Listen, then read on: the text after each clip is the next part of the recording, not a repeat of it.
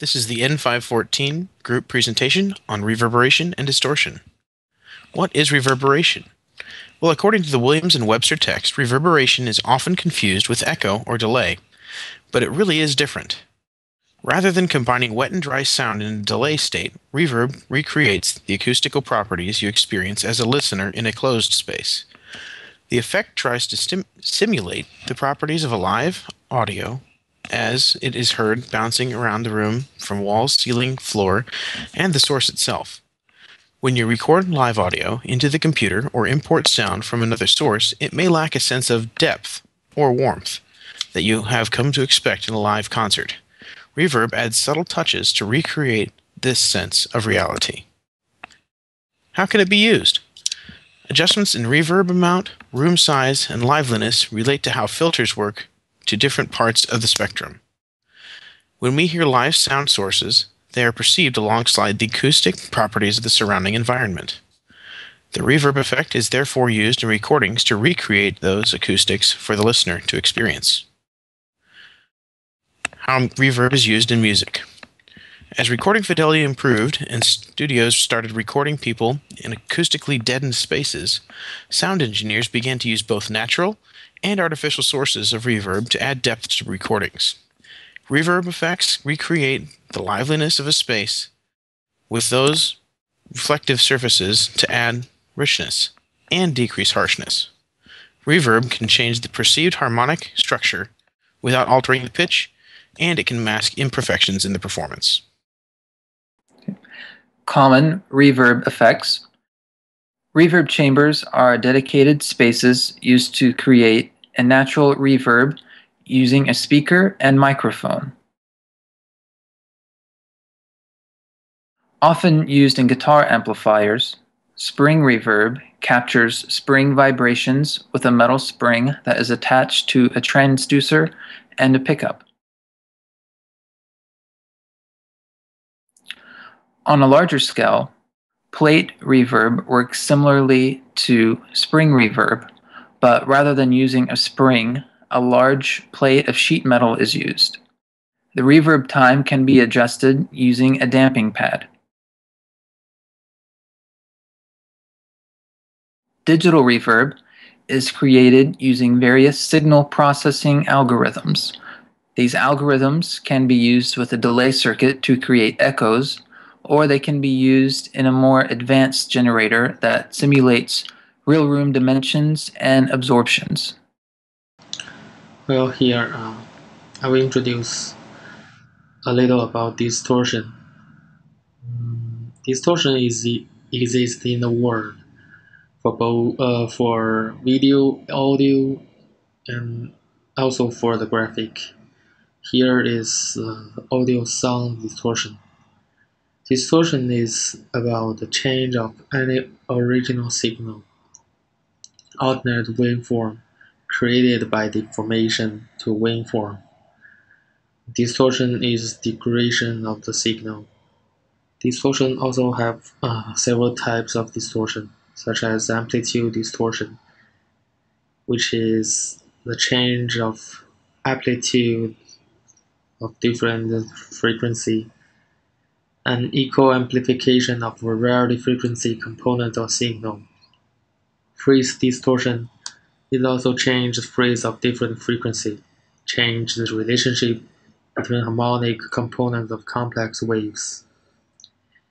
Also, intermodulation distortion, it is a result of nonlinear in the system, such that one frequency component turns to modulate another one, such as high audio frequency modulating a low audio frequency.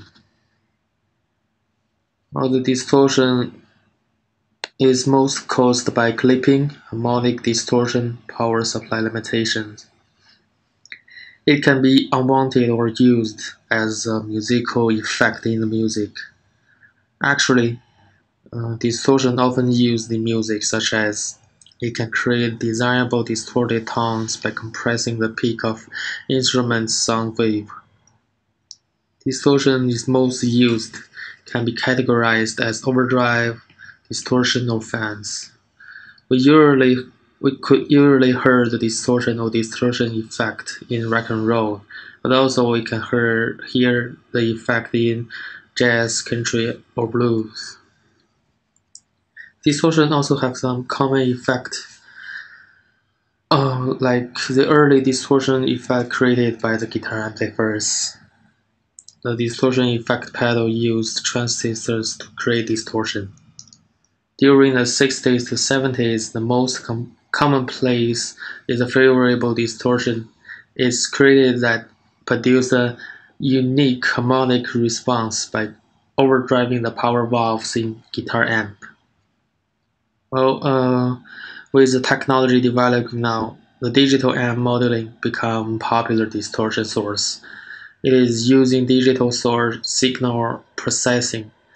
The response can be recreated sometimes. So the sophisticated amp modelers allow the musicians to customize the speaker's component and mic placement. So I'm going to show you some examples of the uses of the reverb and the distortion. We're going to start with the reverb. Here I have a synthesizer in Ableton Live.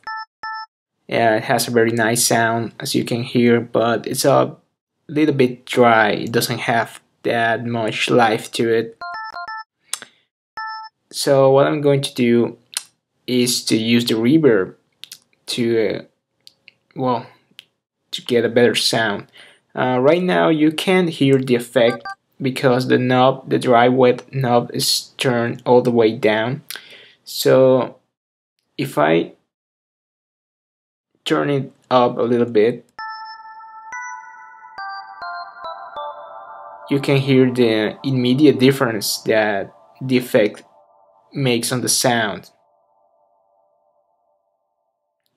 Right now I had the settings to a very extreme effect. You can see that the size is very big. The decay time is like 25 seconds, which is a very long decay, and that produces a very ethereal sound. But of course you can get all kinds of room simulations playing with the parameters. This is a more discrete effect. Now we have here the distortion. It is an effect that is normally used to add some harmonic content to a sound. So for example, I have here my electric guitar. You can see how many harmonics it has normally. So when I turn on the distortion, you can see how this changes.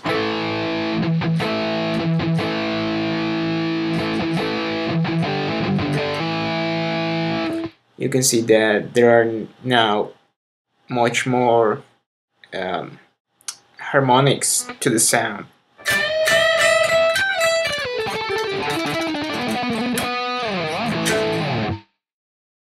And that's basically how distortion is used. This concludes our presentation. Thanks for watching.